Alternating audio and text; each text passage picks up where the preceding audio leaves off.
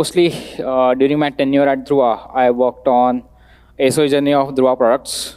In this SOA journey, we split our monoliths, stateful monoliths into stateless services. During this, we also migrated our Python code base into Golang. Whatever I gained, I experienced, I learned in this journey. Today I will share one of the topics here. My topic would be choreography in distributed systems. This would be our agenda. Hello? Yeah. So we'll start with defining a problem statement, and we'll explore the challenges that connects this concept of choreography to software systems. Then we'll delve into what is a choreography in context of distributed systems. Then we'll get deep insight into choreography through real life use case. Then I will share how we have implemented choreography at Dhruva. And finally, we'll do comparative analysis of choreography with its alternative, and we'll identify some key takeaways. So a distributed system. A distributed system is collection of independent computers or services that work together towards common goal.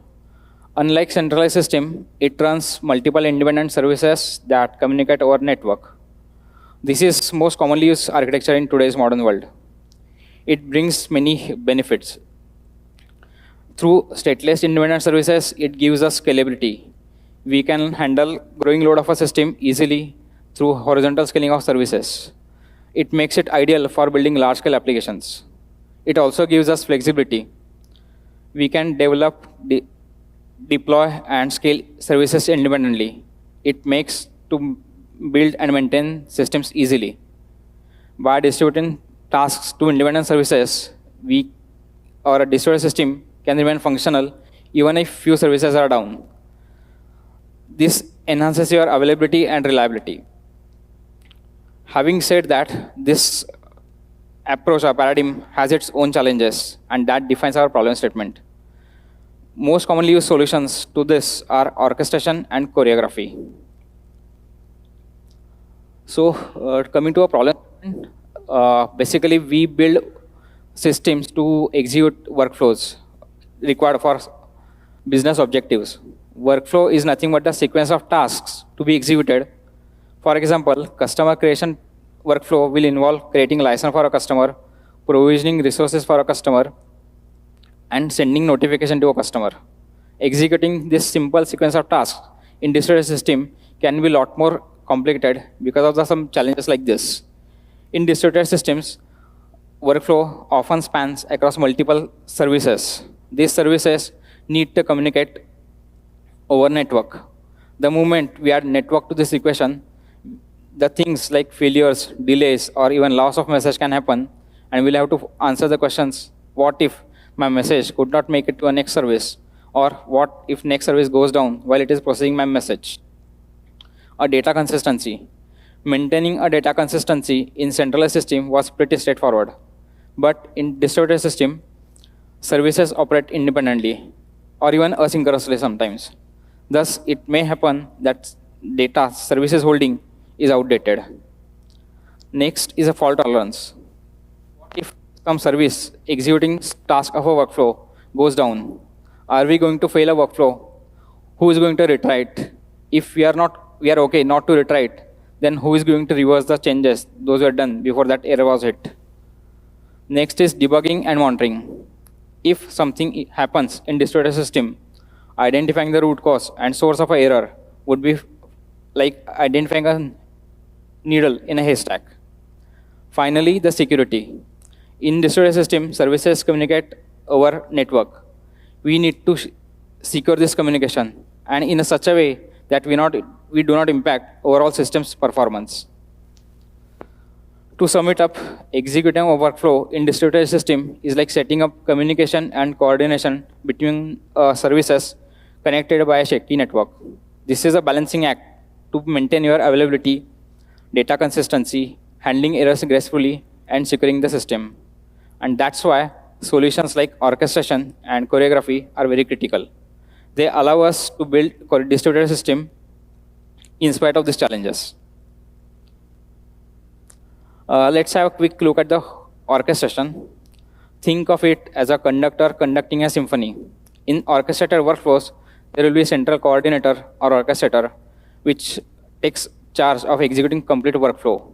It knows the every task in a workflow, which service is going to execute it and when. It acts as a brain of a processing. It issues instruction to a services, wait for their response, and will call next service when that processing completes. But just like everything else, it also has its challenges.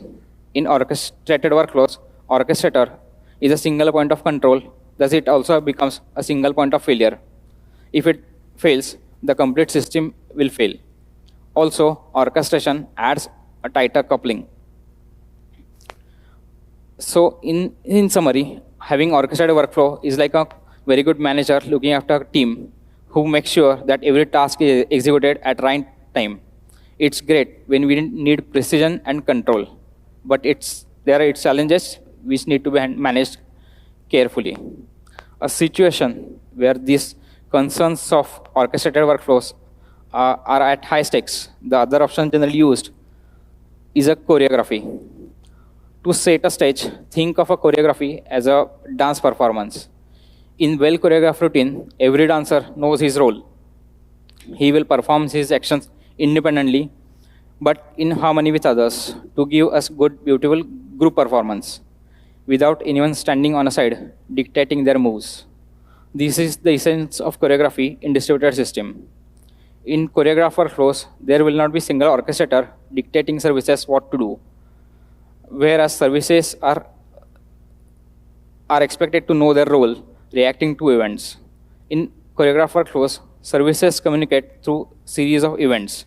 One service will publish an event, and interested services will listen to it and react accordingly.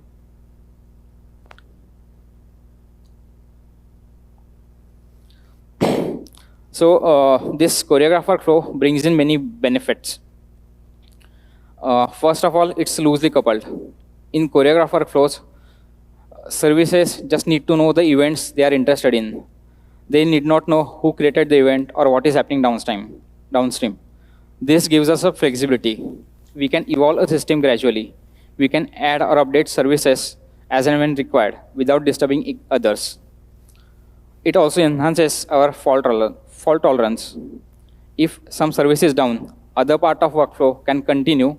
That service can catch up later as and when it comes back online. Without any single orchestrator in a system, there is no single point of failure which can bring down the complete system. Also, in choreography, we can leverage the power of parallelism. Since services operate independently, they can work in parallel and make your workflow efficient and scalable. In essence, having choreographer flow is like letting services operate independently, reacting to messages instead of waiting for the instructions.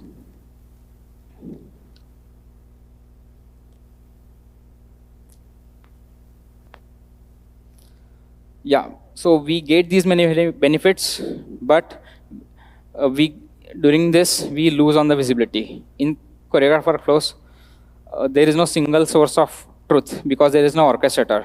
Thus, at times it will become difficult to assess the progress of workflow or even debug the system if there is an issue. In simpler system, we can get away without maintaining single central state of a system. We can let services work independently, and we can assess workflow progress by assessing or querying every service involved. But where visibility is required, there are generally two approaches. A front controller. In front controller, some service, mostly the first service which initiates the workflow, will be designated as a front controller. It acts as a dummy controller. Every service will operate independently, but it will convey back its progress to a front controller. And thus, we get centrally maintained state of a workflow. This gives great visibility, but adds a coupling to a system. Another approach used is a stamp collection. In this approach, state is not maintained centrally, but it is included in the events passed or propagated within a system. Every service, before sending an event, will add its stamp, means basically its progress on a workflow will in the event, and such events will be propagated. This is decentralized approach allows services to remain decoupled, but it will become complicated when workflow itself becomes very complicated.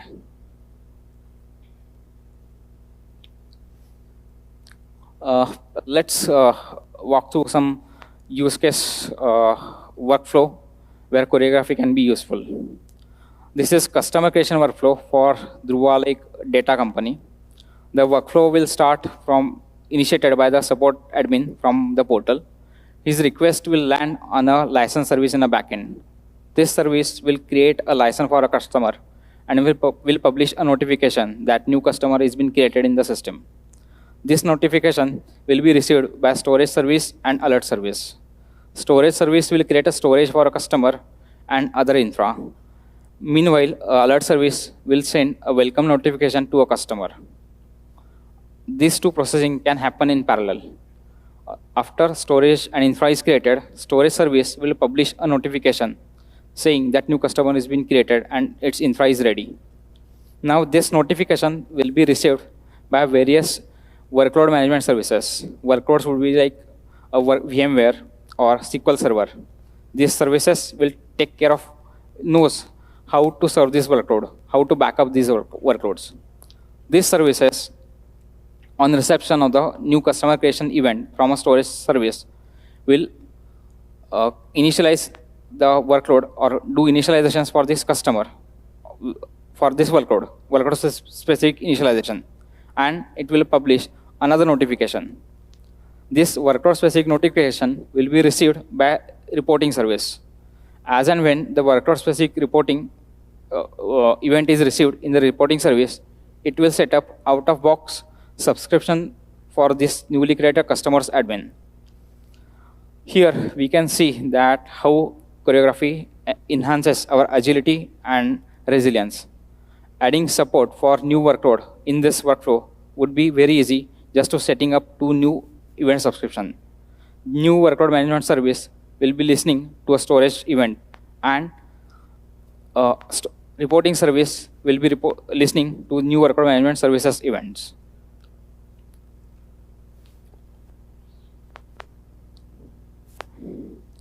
Now coming to Dhruva. So at Dhruva, we have framework developed in a Go. The idea behind this framework is to build a robust, scalable framework using which services can communicate using events. This framework allows services to integrate with or be part of choreographer workflow very easily.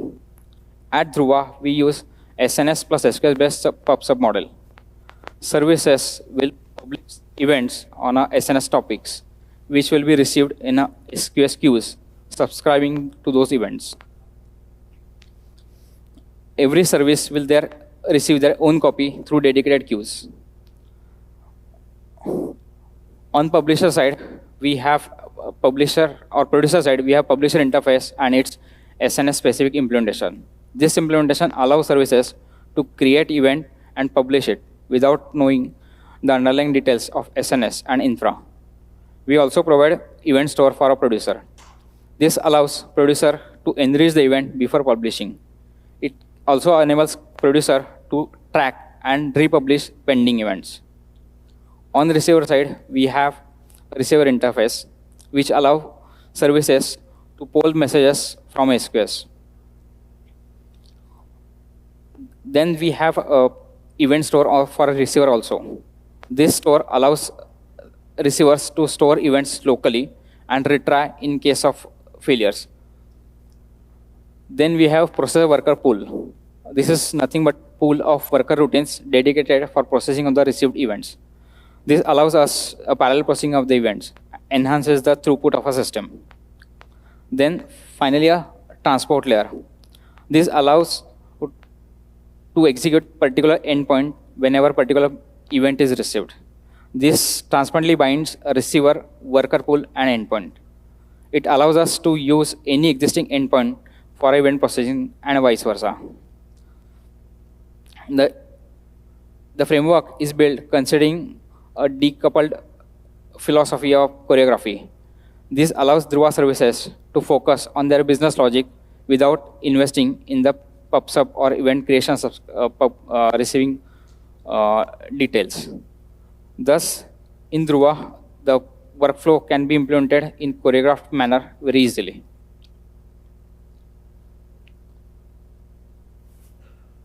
Let's revisit the workflow that we reviewed some time back. This is how it will look when implemented with Dhruva's framework. When, after creating a license successfully, license service will publish an event on a SNS topic it owns. And this topic will be subscribed by a queues of a storage service and alert service. These queues will be owned by those services respectively. Even if the alert service is down, storage service can create storage and other infra. And alert service can send welcome notification as and when it comes back. Its queue will have all the messages that it missed while it was down. Similarly, other services will have queues and topics. Also, the services can leverage event store to retry the publishing and processing of the events. Also, our framework has built-in support for retry, republishing, and leasing mechanism, so that single worker will not be processed by multiple threads simultaneously.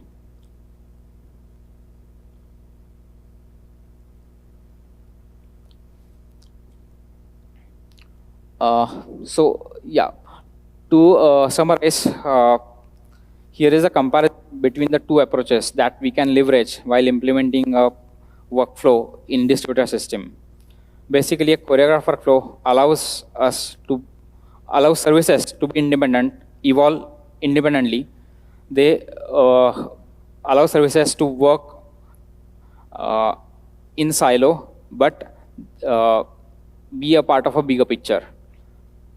But it can be difficult to trace in complex system. Whereas orchestrated workflow is about maintaining visibility of a system, have full control on a flow, and gives us a better visibility. Thus, choose orchestration when you need control and visibility, and you will choose choreography when you need flexibility and resilience. Sorry. Towards end, I would like your attention towards these non-technical aspects if you decide to go with a choreography.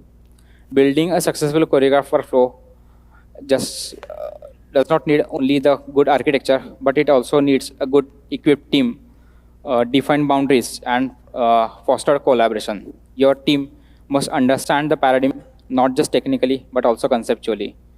In distributed system, services operate independently, but they are part of a bigger picture. So, they need to maintain the collaboration between them. In distributed system, event network failures or unavailability of service is inevitable. So the good choreography will have these things in mind. It will have built-in support for retries, idempotency, and fallback. And finally, the collaboration between teams is non-negotiable. The collaboration is key for a good choreography.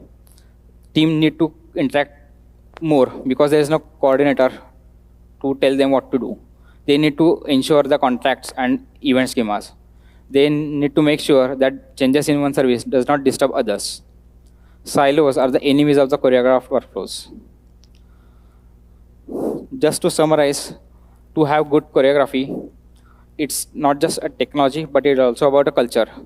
Well-equipped, trained team will be able to navigate this complex system. Thank you.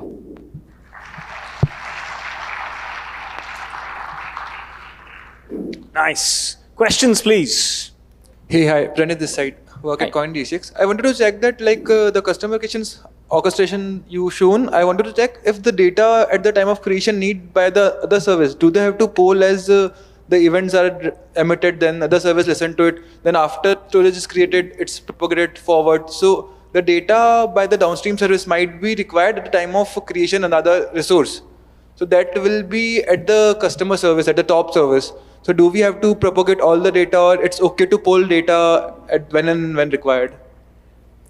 So if I understood your question correctly, the question is the data generated in a license service, do I need to propagate through all the services? Correct.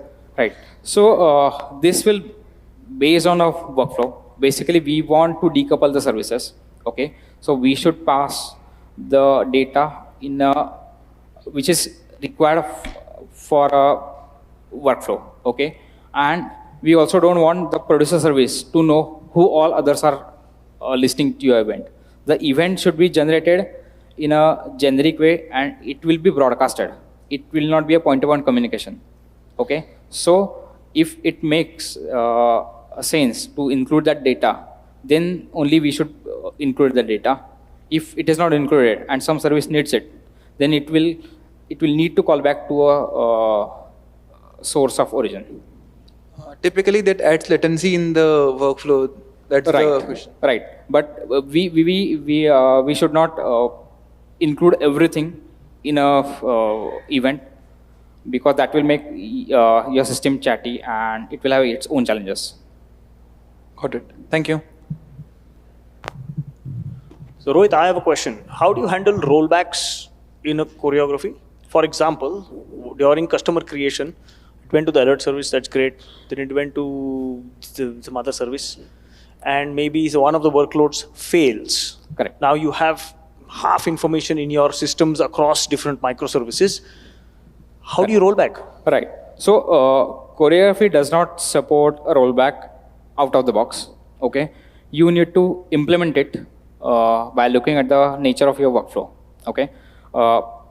As I said, data consistency is a challenge in distributed system. It amplifies in choreograph workflows. Okay. So if one service has moved on, other is still lagging behind. Okay. Now there is data consistency, inconsistency. Okay. If we are able to retry that failed service and move it to consistency, it's great. But if we are not able to, we need to implement the rollback plan. So the same way you publish and all the predecessor services will be listening to failure events. Yes. And then roll back whatever Yes. is input. Okay. There's a question? Yeah. Couple of questions. Yeah. So my question is on similar line. So in your orchestrator pattern, which you are explaining, and the choreography pattern, I think one thing is missing. Is like in orchestrator, we are having a complete view of system, which services are live, which are down. So there is a flaw, I think, a flaw, or maybe I don't know the answer. So in the choreography pattern, where if one of the service goes down permanently or something happens, so how do we able to restart that, or how do we have a control or a dashboard where we can identify these are the list of services running and these are down, and we need to make the service down up basically. Right. So as I mentioned in the presentation, in choreography we lose on the visibility. So if anything goes wrong, say some service is down, at times it will be difficult to identify which service is down and what caused the issue. Okay, that's why we need good debugging and monitoring tools. Okay, so that we will be able to identify the root cause or reach to a source of failure quickly. Things generally used for this are the distributed testing, aggregated dashboards, or event logging. Actually, to add to that, this permanent failure of a service is not a developer issue, it's a DevOps issue. You would probably have high availability in place.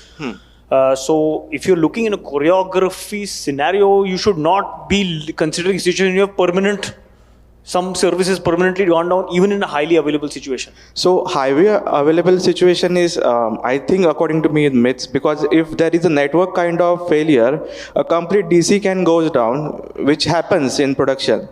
So it should be considered, right? So पूरी दुनिया को आग लग गई है लेकिन तो आग हमारा लगी घर में जलने में क्या दिक्कत है? yeah, that's the side way, but yeah, it's fine. Yeah. Right. So one point is, if your workflow's complexity increases, okay, because of particularly this issue, loss of visibility, choreography becomes more complicated. So we have to make assessment whether we want more flexibility or we need more control and visibility, and based on that we should decide what approach we go for. Sure. Yeah. Got it. I think we have one more question here. Okay. So Gautam, I have one clue what question you asked about the rollback mechanism. So in one of our systems, we implemented a feature called centralized control over the decentralized services, where we actually used to keep a track of the state in which the some system got a failure or some event or failure event happened, and from that the central controller used to get a nudge, and then from that point, since the ID or the exact state was known to us or known to the central server or central service, it could roll back from all the previous services for the state wherein it failed. Right. So having an dependency in your workflow or ability to roll back it should be part of your design. It will not come out of the box.